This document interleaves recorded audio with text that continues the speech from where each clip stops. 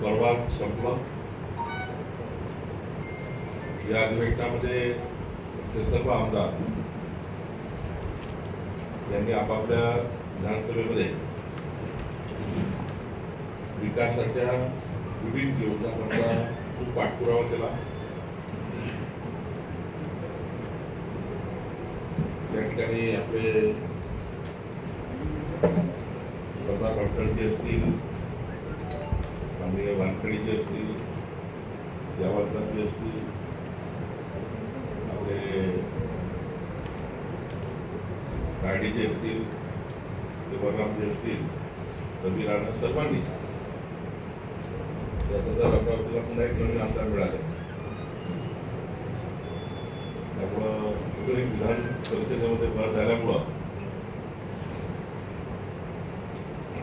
कोळके साहेब, त्यामुळं अजून आपल्या अमरावती जिल्ह्याला एक जनप्रतिनिधी वाढल्यामुळे त्याचाही उपयोग त्या जिल्ह्याच्या विकासाकरता होणार. अर्थसंकल्पात आपले महानुभाव म्हणतात की काशी, इंदपूर याकरता चांगलं बजेट मिळालं आहे. निश्चितपणे एक विजिट करणार आहे आणि लवकरात लवकर त्या ठिकाणी मंजूर योजना पूर्ण करण्यासाठी जे मंजूर योजना आहे ती पूर्ण करण्याचा लक्ष टाकणार आहे. मराठी भाषा विद्यापीठाकरताही चांगला निधी मिळाला आहे आणि त्याकरता मराठी भाषेचं संशोधन अध्ययनाकरता उच्च दर्जाचं चलन केंद्र, अनुवाद अकादमीची स्थापना असं त्या ठिकाणी मोठ्या प्रमाणावर करण्यात येणार आहे. या ठिकाणी संशोधन आणि अध्ययनाकरता मोठ्या प्रमाणावर निधी मिळाला. वैनगंगा ते नळगंगा जे प्रकल्प आहे ते आमचे मुख्यमंत्री देवेंद्र फडणवीसजींच्या संकल्पनेचा आणि या पश्चिम विदर्भाला संपूर्ण जलसिंचन करणारा जो प्रकल्प आहे आणि विदर्भातल्या खारपाट पट्ट्यात पूर्ण याचा उपयोग होणार आहे. त्याकरता आता प्रकल्पाला अंतिम झाला आहे लवकरच त्याचा या वर्षामध्ये. जो आम्ही विधानसभेच्या निवडणुकीत एक वचन दिला होता की पश्चिम विदर्भ हा संपूर्ण इरिगेटेड होईल, त्याकरताही या बजेटमध्ये मोठ्या प्रमाणावर तरतूद करण्यात आली. दर्यापूर अतिरिक्त सत्र न्यायालय याची घोषणा करण्यात आली. खरं तर पूर्वीच्या काळात वर्ग 2च्या जमिनी वर्ग 1 करण्याकरता खूप वेळ लागायचा, वेळ लागतो. पण मधारल्या काळामध्ये वर्ग 2ची जमीन असेल तर लोन मिळत नाही, कर्ज मिळत नाही. तर शासनाने या अधिवेशनात निर्णय घेतला आहे वर्ग 2च्या वर्ग 1 करायची गरज नाही. वर्ग 2ची जमीन जर असेल तरी त्यावर आता शेतकऱ्याला कर्ज मिळेल. आपण निर्णय घेतो आहे की या अमरावती जिल्ह्याच्या जिल्हाधिकाऱ्याला मी सुचवलं आहे की या 3 महिन्यामध्ये जिवंत सातबारा करायचा. जिवंत सातबारा म्हणजे एकही सातबारा असा नको ज्यावर मृत व्यक्ती करा. वारसदाराचे नाव कंपल्सरी सुमोटो, म्हणजे एखादा माणूस मृत झाला त्याची वाट न पाहता महसुली प्रशासनाकडे पुढाकार घेऊन त्यांच्या संपूर्ण लिगल वारसाचे नावं स्वतःहून सुमोटो चढवणे. जिवंत सातबारा होईल. चिखलीमध्ये बुलढाणा जिल्ह्यात एक तहसीलदारनी पूर्ण तालुका 1 महिन्यामध्ये पूर्ण केला. जिवंत सातबारा स्वरूपात अनेक नाव त्यावरून 10 वर्षापासून 5-5 वर्षापासून तर जिवंत सातबारा योजना आपण करतोय. ती काम आपण चालू केलं आहे. या ठिकाणी श्री छत्रपती शिवाजी महाराज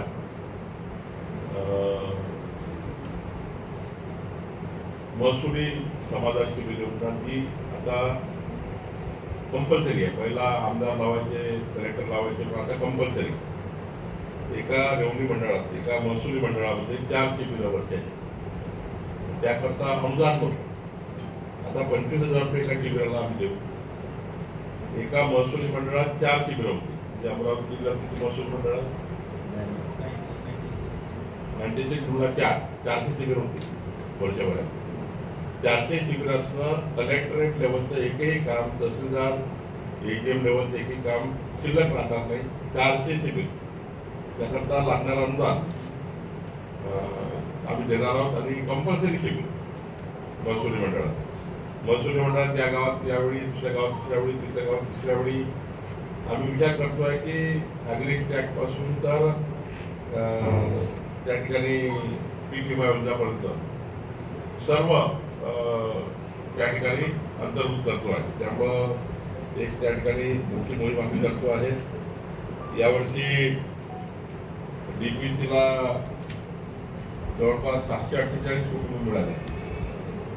748 कोटी रुपयाचं DPCचं अनुदान यावर्षी मिळालं आणि त्यामुळे ST, SCP, DSP, जनरल यातनं आपल्याला जे आता मी कलेक्टर आणि CO आणि महानगरपालिका कमिशनर सांगितलं आमच्या विधानसभा सदस्यांना विनंती केली आहे. यावर्षी रस्ते वगैरे आम्ही सरकारकडनं आणू, बजेटमध्ये काम करू.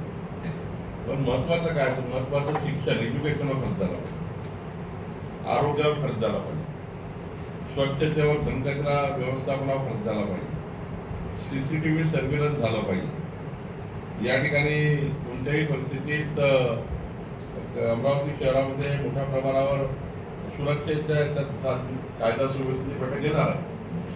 आज मी याच्यासाठी चालू आहे. कायदा सुव्यवस्थेची बैठक, पुढील जे सण त्योहार आहेत, सणवार आहेत, सणवार सुरू झाले आहेत. रामनवमी आहे, हनुमान जयंती आहे, 14 एप्रिल आहे. तर त्या काळात पोलिसांचा काय व्यवस्थापन झालं आहे आणि पोलीस खात्याचं रिस्ट्रक्चरिंग करणे याच्यावरही आम्ही आराखडा तयार करणार आहोत. पोलिसांचे पोलीस स्टेशन खूप दूर दूर आहे, जवळजवळ करणे. ग्रामीण भागातली पोलीस स्टेशन खूप दूर आहे, त्यांच्या जवळजवळ त्यांचा व्यवस्था करणे. काही पोलीस स्टेशनची वाढ करणे, काही रिस्ट्रक्चरिंग करणे. दूर पडतं, जवळ पडतं, थोडं जरा त्याचे आम्ही आज करणार आहोत. या ठिकाणी जलसंधारणात जास्त लक्ष देणार आहे. जेवढे जुन्या काळात मला वाटतं जे स्ट्रक्चर तयार झाले जुन्या काळात, ते स्ट्रक्चर आपल्याकडे एकूण जलसंधारणाचे जुने जेवढे 30-40 वर्षात जेवढे बंधारे बनवले आहेत ते वाया गेले. तेवढा खर्च झाला, तो खर्च वाया जाऊ देणार नाही. जसं नागपूर जिल्ह्यामध्ये 12,000 स्ट्रक्चर आहे. 12,000 जे स्ट्रक्चर म्हणजे 30-30 वर्षापासून बांधले आहे. आता कोणी लक्ष दिलं नाही. त्याच्यावर 2 लाख, 3 लाख, 4 लाख खर्च करून जुने स्ट्रक्चर जेवढे बांधले आहेत जलसंधारणाचे, त्यावर थोडा पिचिंग करून, त्यावर थोडा बंडिंग करून, त्यावर जर गाडी टाकली तर मोठ्या प्रमाणावर अमरावती जिल्ह्यामध्ये जलसंधारणाची जी पाणी आहे ते पाण्याचा पातळी वाढू शकते. यावर्षी आम्ही विचार करतो की संपूर्ण जलसंधारणाचे स्ट्रक्चर चांगले करायचे. 31 रुपये खोलीकरणाचा रेट आला. संपूर्ण स्ट्रक्चर पासून 500 पर्यंत नाला खोली करायचा. म्हणजे असा एकही बंधारा नको ज्या ठिकाणी पाणी थांबलं नाही. आणि व्यवस्थित जुना स्ट्रक्चर झाला त्याला थोडा पिचिंग करणे, त्याला बंडिंग करणे, वरून गाडी लावणे, म्हणजे त्याला एकदम काही होणार नाही की पूर आला तरी, असं आम्ही एक तयार करतो आहे. आणि ते पूर्ण जलसंधारण यावर्षी अमरावती जिल्ह्याचे करायचं आहे. यावर माननीय प्रधानमंत्री मोदीजींनी संपूर्ण ग्रामपंचायतीला TB मुक्त करा 2025 हा संकल्प केला आहे. अमरावती शहरचे कमिशनर आणि आम्ही सर्व यावर्षी TB मुक्त अभियान, एकही पेशंट TBचा हा आमच्याकडे घरी आहे, तो आमच्या हेल्थशी जोडलेला आहे आणि त्याला आम्ही रिकवर करतो आहे. असा 100% TB पेशंटसाठी आम्ही आता TB मुक्त अमरावती जिल्हा असंही अभियान करतो आहे. त्याकरताही आम्ही मोठ्या प्रमाणावर काम करतो आहे. या ठिकाणी बांधण रस्त्यावर जास्त लक्ष येणार आहे. मागच्या वेळी आपण बघितलं असाल की PWDच्या काही अधिकाऱ्यांनी त्याची आम्ही मोठी चौकशी लावली आहे. MRGS आणि 85-15 मध्ये 95-15 मध्ये खूप गडबड झाला आहे अमरावती जिल्ह्यात. तर चौकशी सुरू केला आहे. पण बांधण रस्त्याची एक चांगली योजना करण्याचा आमचा प्रयत्न आहे. बांधण रस्त्याकडे जास्त लक्ष देण्याचा विचार आहे. यावर्षी येणारा पाऊस प्रत्येक घेता पूर हानी होऊ नये कुठे. पूर परिस्थितीची पाणी टंचाईची आम्ही बैठक घेतली. पाणी टंचाई होणे तसा पुरामुळे काही नुकसान होऊ नये याकरता आतापासून मी जिल्हाधिकाऱ्यांनी ठरवला की 50-100 मशीन रेंटवर घ्यायच्या आणि रेंटवर घेऊन डिझेल आणि रेंट मशीन रेंटवर घ्यायच्या. जसं नागपूरमध्ये आम्ही प्रयोग केला की डिझेल आणि रेंट असा करून मोठ्या मशीन घेतल्या आणि सर्व नाले जेवढे पूर येतील तेवढे नाले सरळ केले, सरळ त्या ठिकाणी पूरग्रस्त परिस्थिती मागच्या वेळी इथं पूर आला ते स्पॉट आयडेंटिफाय करायचे आणि त्या स्पॉटला जर आपण टेक ओव्हर केला तर पुढे जर पूर आला येऊ शकणार नाही याची काळजी घ्यायची. म्हणजे कितीही पाऊस पडला तरी पुरामध्ये लोकांच्या घरात पाणी घुसणार नाही, पिकांचे नुकसान होणार नाही, ग्रामीण भागाचं नुकसान होईल. याकरता एक पूर परिस्थितीचा आढावा म्हणजे आतापासून 4 महिन्यापूर्वी येणाऱ्या पुरावर आतापासून कॉन्सन्ट्रेट करायचं आहे. त्याच्याकरता आम्ही काम करतो आहे आणि कबूल केला यावर्षी. त्याच्यामध्ये हा जो प्रवीण ताडेंनी सांगितलेला रस्ता आम्ही घेतोय अमरावती परतवाडा नॅशनल हायवे करायचा विचार करतो आहे. असा एक 100 किलोमीटर नॅशनल हायवे यावर्षी मिळेल अमरावती जिल्ह्याला. त्यातून हा जो मोठा रस्ता आहे आणि अजून जे काही अमरावती शहराचा तुम्ही तारीख सुचवला आहे मग ते प्रवासात मला खूप सूचना दिल्या आहेत. मग तुमच्याकडनं मला जसं बेलोर विमानतळाची लवकरच त्या ठिकाणी सुरुवात होते आहे त्याचं तयारी झाली आहे. कचरा डेपोचं बद्दल तुम्ही मला बोलले होते. मनपा टॅक्सबद्दल मी थोडं सांगितलं होतं त्याच्यामध्ये सुरू आहे. मला पत्रकारांना आंदोलनही करावं लागतं ही चांगली बाब माझ्या दृष्टी नाही आहे. त्याच्याही मी टेकआउट केला आहे की पुन्हा झाला आहे प्रशासन वगैरे हल्दीरामचं ताक पिल्यामुळं वगैरे तेही मी घेतला आहे.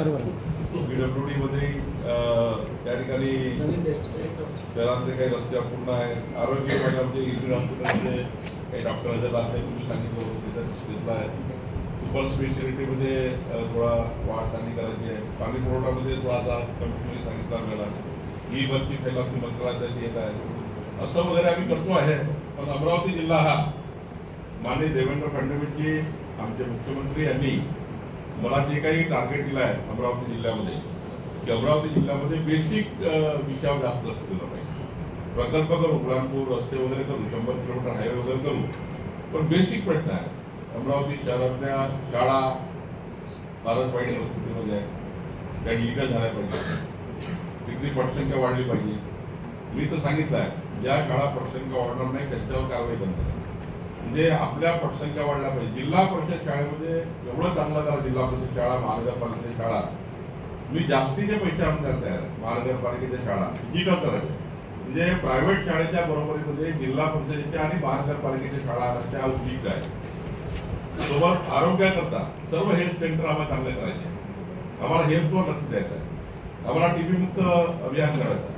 आम्हाला अमरावती शहरात कचऱ्याचा प्रश्न सोडवायचा आहे. बेसिक प्रश्न रस्ता, वीज, पाणी आणि आरोग्य, हेल्थ, शिक्षण या बेसिक प्रश्नात जास्त लक्ष टाकायचं आहे. बाकी प्रोजेक्टमध्ये कामं येतील, पाणी पुरवठा योजना होईल, हे मोठे काम होणार आहे.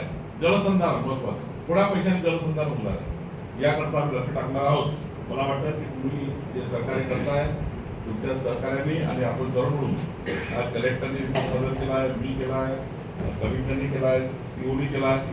आम्ही प्रत्येक 3 महिन्यांनी या जिल्ह्याचं काय झालं, कुठून हा जिल्हा आला याचं रिपोर्टिंग आम्ही आपल्या जिल्ह्याचे हेड आपल्याला करतील.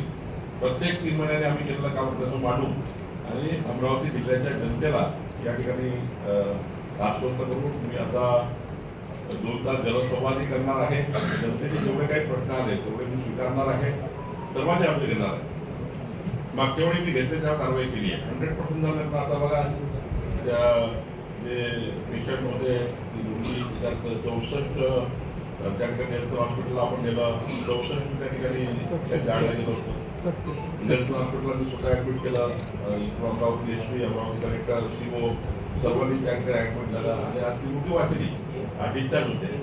आम्ही सर्वांनी आम्ही सर्व पत्रकारांनी पटकन बातमी दिली, ती आम्ही टेकओव्हर केली. तुमच्यामुळे बातमी मिळाली.